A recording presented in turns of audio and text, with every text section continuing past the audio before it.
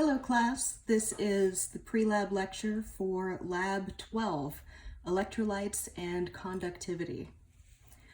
The first thing we need to think about in this lab is electricity.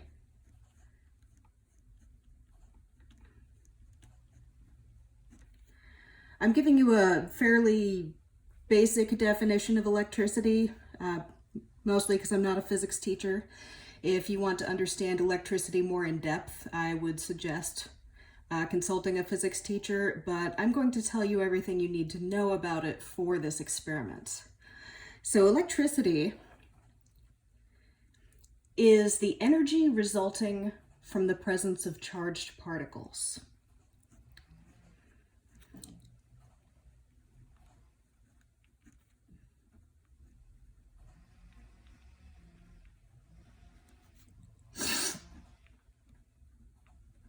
I'm sorry about all the sniffling. My allergies are going crazy right now.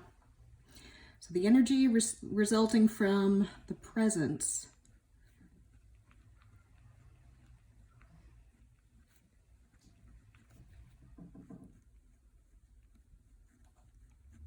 of charged particles.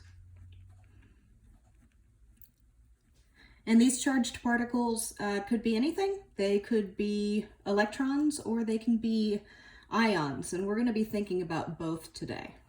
So you have a couple different types of electricity. You have static electricity, where the molecules, the ions, the charged particles are not moving. That's the electricity that you get when you shock yourself, when you open your car or something like that. But what we care about is current. And that is the energy from moving charged particles, right? Or we can just call it the flow of electricity.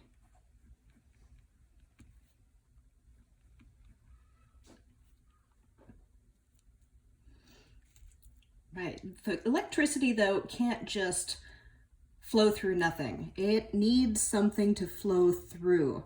It needs the presence of those charged particles. And so it needs a conductor, which is a material that allows the charged particles to move.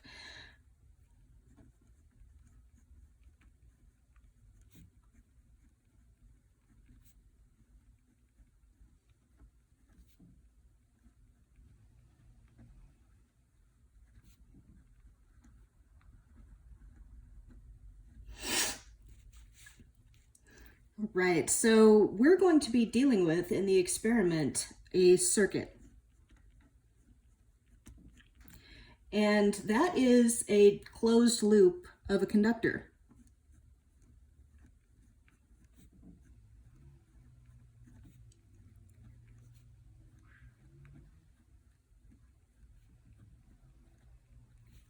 We're also going to have a power source to give us the energy, and we'll have a light bulb attached to the circuit so we can see if electrons are flowing through it.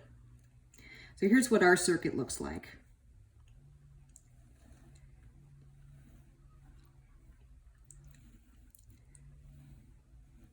These are metal electrodes.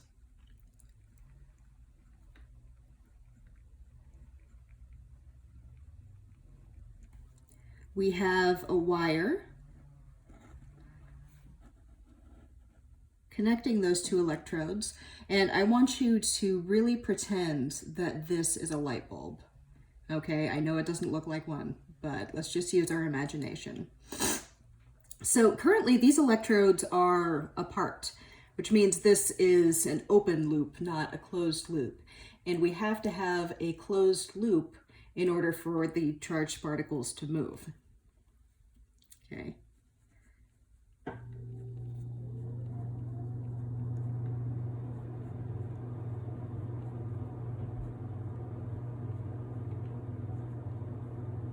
And the charged particles we're talking about are electrons, so I'll just refer to them as electrons from now on.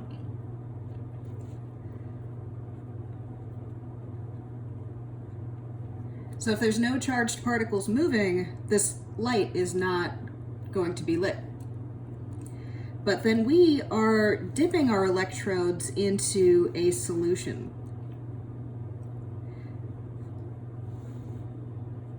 This is supposed to be a beaker with solution in it. Let's color it. Okay, so this solution is going to act as our conductor that closes the loop.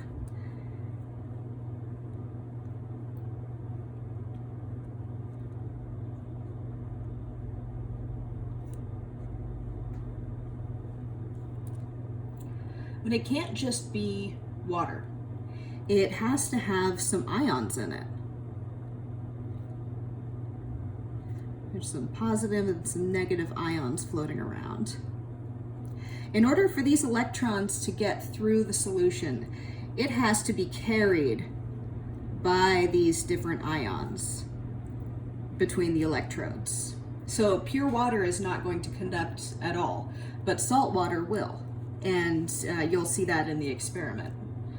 I suppose I'm giving away a couple answers, but those are just good examples to talk about. So what are we going to call these ions in solution? We've dealt with ions in solution before. We know what they are, but we're going to call them electrolytes.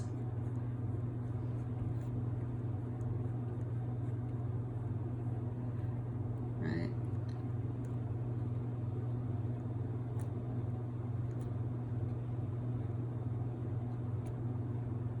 Gatorade talks about, or any sports drink talks about, having electrolytes. Well, it's literally to help conduct electricity in your body.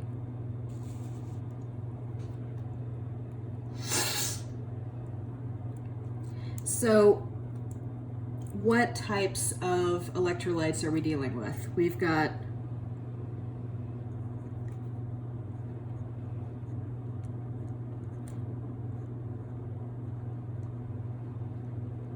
they're always going to be an aqueous solution.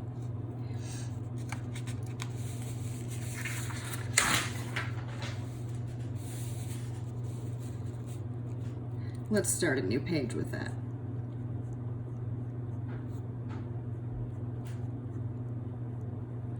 So we first have strong electrolytes.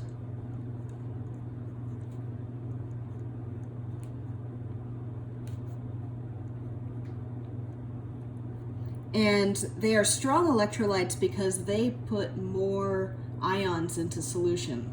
So the more ions present, the more strong is the electrolyte.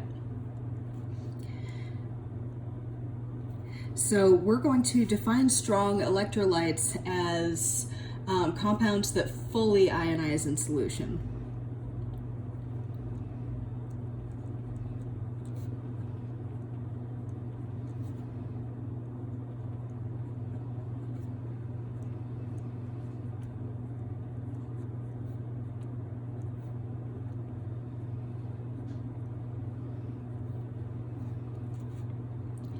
Okay, so an example, or a few examples of those are soluble ionic compounds,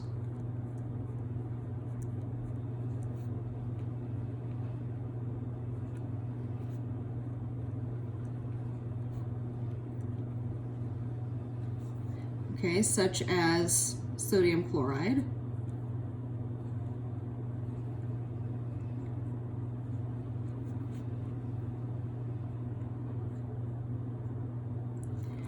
okay, that goes 100%.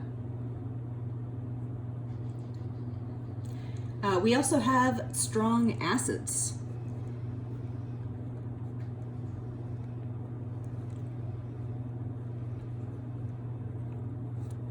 So we have, let's use hydrochloric acid, our H plus and our Cl minus are going to separate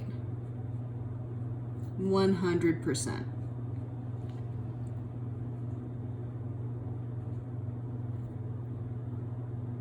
And we also have strong bases.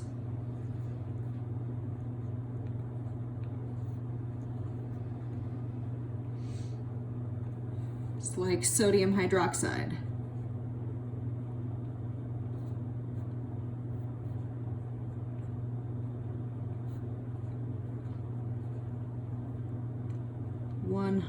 %.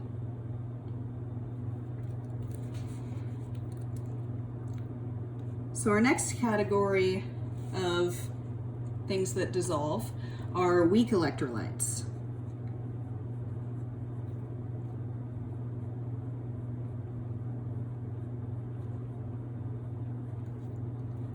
Those only partially ionize in solution.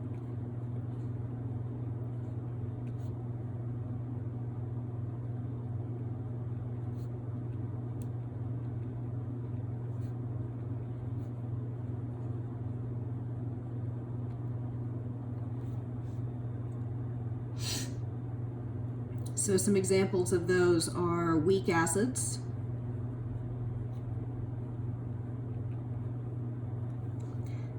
so let's use HF as an example, hydrofluoric acid. So I'm going to draw this double arrow, and that shows that both sides of the equation are in equilibrium. That means at any given time, an HF molecule is ionizing into H plus and F minus, but every time that happens, an H plus and an F minus come back together to form the HF molecule. So it only gives you so many ions in solution. So you've also got weak bases.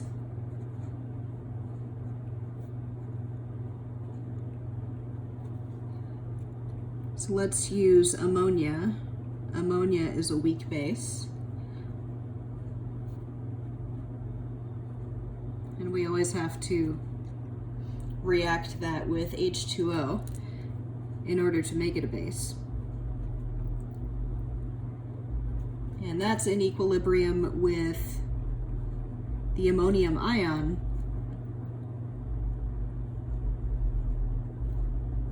and the OH ion. And then there's non-electrolytes.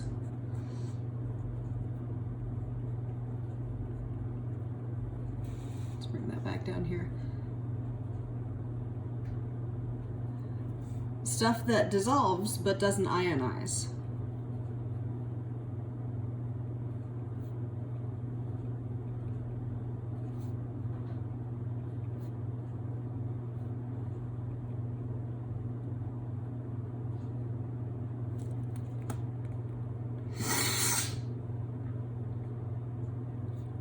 Let's look at some examples of different substances dissolving and how we can tell what's ionizing and what's not.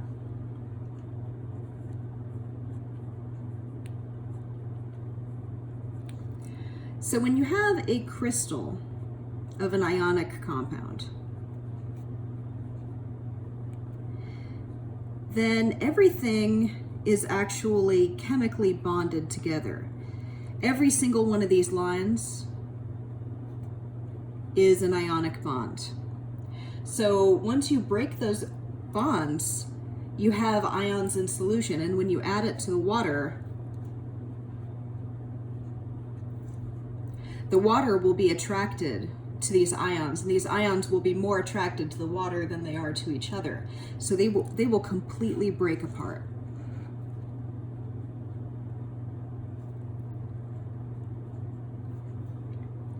But when you have something like sugar, sugar is not an ionic compound. It's a molecule, a neutral molecule. You know that because it's made entirely of nonmetals. So instead of ionic bonds, let's just call it S for sugar. So instead of ionic bonds, it has interactions. These are not as strong as bonds, and they do not represent charges.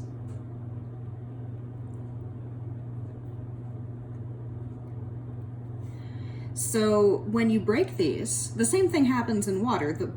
The sugar molecules are attracted to the water, more attracted than each other. So these, we call them intermolecular forces. These interactions will break, but there's no charged particles involved, since they're not actually exchanging electrons like the cations and anions are. So you'll end up with a bunch of sugar molecules floating around in solution, but they have no charge, so they can't carry electrons.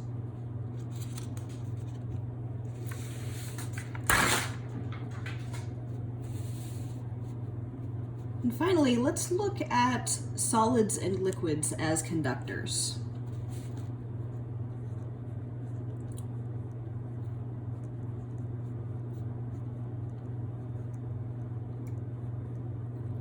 And by liquids, I don't mean solutions. I don't mean compounds dissolved in water. I mean pure substances, like pure melted sugar. If you heated up sugar and entirely melted it down, kind of like you would if you make caramel, then that would be a pure liquid that we're dealing with. So let's look at what happens with salt. We've got our, oh, this is a bond, not an interaction. So the heat, when we melt that, is going to break these ionic bonds. And so you'll have a bunch of NAs and CLs touching each other, but they can still move around. Okay, and remember, it's all about moving charges that conduct electricity. So in the solid form, we call it a crystalline solid, these charges are fixed. They're in fixed positions, so they can't possibly conduct. But once they're separated from each other, even though there's no water involved, they can start conducting electricity. Let's look at sugar instead. Remember, it's still a crystalline solid, but it just has those interactions.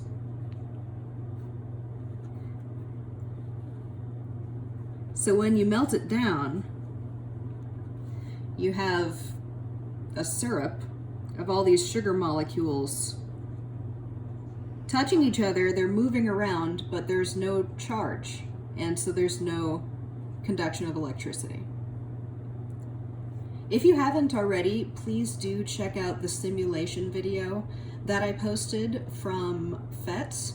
If you have Java on your computer, you can actually do the simulation, but if you don't, it's just a YouTube video that I posted of somebody else doing the simulation. But the apparatuses that we would be using in lab if we were actually doing it in person are in the simulation. It's simulating literally what we would be doing. So that could be really helpful. And I hope this was helpful in completing your lab report. As always, if you have questions, let me know.